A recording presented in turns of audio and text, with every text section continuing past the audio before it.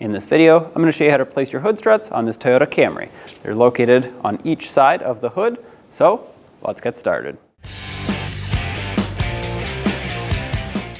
To replace this, I'm going to start at the top. Also keep in mind, one hood strut is not enough to support the weight of the hood, so either have one hand on it the whole time or have a helper or prop something up to hold the hood for you. Take a pick or a pocket screwdriver, pry this little lock out of the way just like that.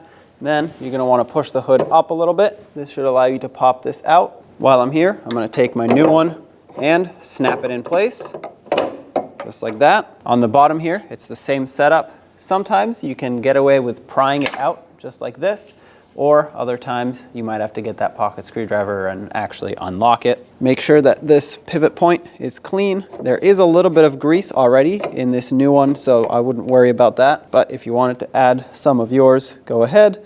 Now, take this new one and line it up, snap it in, and there you go. Do the same exact thing to the other side. I recommend replacing these in pairs because usually when they go bad in pairs. When only the best will do, demand TRQ. The only company that lets you view before you do. TRQ is committed to offering the highest quality aftermarket auto parts that are engineered for peace of mind.